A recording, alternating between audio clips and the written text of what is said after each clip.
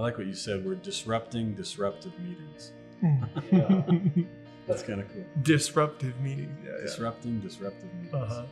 So Joe had mentioned the original concept that I brought to him was more sales focused. And we got some good feedback on that, but the reception wasn't as great as we had hoped. And we pitched it again kind of to the same group as a tool for asynchronous meetings. And as soon as you said asynchronous meetings, that like unlocked something in their mind, and they were like, what does that even mean? What does an asynchronous meeting even look like? How would I even do something like that? That sounds good, right? Joe Wilson, the founders of Volley. Josh Little, CEO of Volley. Volley is a new way to move work forward using asynchronous video to have conversations with professionals. But the problem is your current communication tools are either slow because they're written, you can speak 7 times faster than you can write, or they're interruptive, scheduling a meeting, interrupting someone, jumping on a call. All of those require you to stop what you're doing to do this other thing, which interrupts flow and takes time to get back on task. And most of us professionals, our calendars, they're just kind of an endless schedule of interruptions throughout the day that break up into your day into these tiny fragments where you can actually move work forward, which is hard sometimes when you have chat, you have email on top of that. So Volley is a way to take many of the things that you have scheduled, not all, but many, and do those asynchronously. Next time you think about scheduling a meeting, do we really need a meeting? Does it have to be 30 minutes?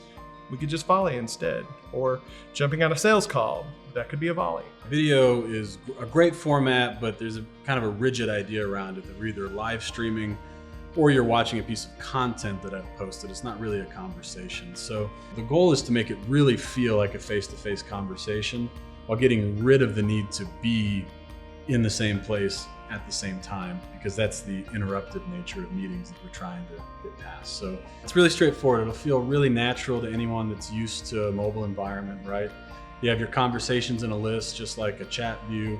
But you go into that conversation, you can just tap record, say your piece, tap stop, it gets added to a timeline. Everyone in that conversation gets notified. We don't have to, schedule a meeting for this time, or we don't have to block off, Thursdays at 9 a.m. for the team to have their stand-up. Why can't we just really fluidly have these asynchronous conversations? We've seen a lot of solutions for sharing an idea out to the world. We haven't seen a lot of solutions for having a really rich conversation online. We all know the shortcomings of text-based conversations online, whether that's in your org or in YouTube comments, there we go there, right? So what we're really trying to solve for is having, nuanced, rich face-to-face conversations that take advantage of the mobile technology. It's way harder to misinterpret what you're saying if I see your face saying it. And that's not the only thing we're solving for. It's also way easier to express a complex idea by just simply speaking, right? So we're really trying to tighten that conversation loop with technology while avoiding a lot of the pitfalls of broadcast technology or post-based social type technology.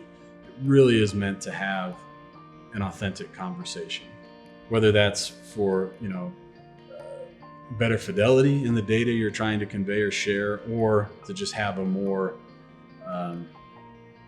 harder to misinterpret type conversation, right? I've been thinking about this problem for over a decade now. My second company, Bloomfire, was an attempt at solving part of this problem. It was probably COVID that brought more focus to the idea and timing, and it happened to just be a road trip that I took, and the idea sort of crystallized and the name came to me, and the next week I contacted Joe. My preferred way of working is always get together a really smart group of people, work closely together. Everyone kind of is bought in, knows where we're going, knows what we're trying to accomplish. And when COVID hit, that got harder. And I simultaneously loved the closeness of those conversations, but came to loathe this idea that I've got to block out 1 to 2 this afternoon to have this conversation.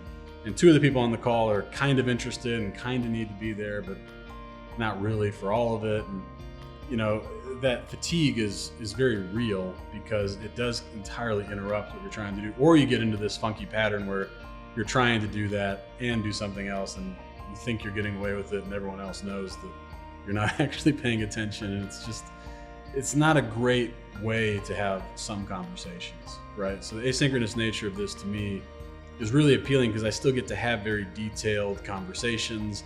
I get to express my viewpoint, my thoughts that are maybe kind of hard to type or articulate. And it can come across the way I intended to. But Josh, Spencer, Gru, anyone on the team, they don't have to watch it right now. They can get to it when it's less interruptive for them. That's a huge value add to me.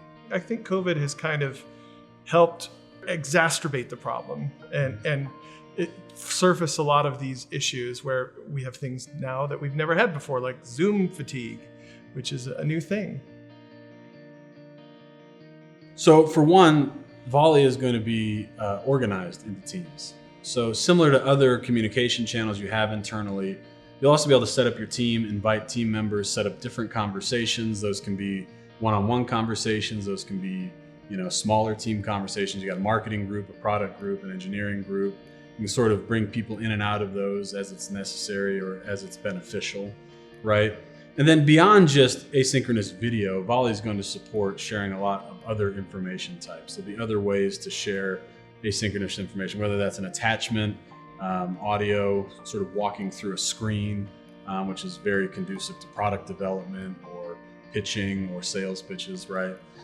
So the whole idea is that your team is there and the conversation is happening with your team, right? So we're setting Volley up to support that structure from day one. It's not as loose as just email or chat, but it is as easy as starting a video conversation, right? So we're really shooting right in between, like Josh said, this slow form of communication and this interruptive form of communication to sort of allow teams to work and converse more flexibly throughout the day.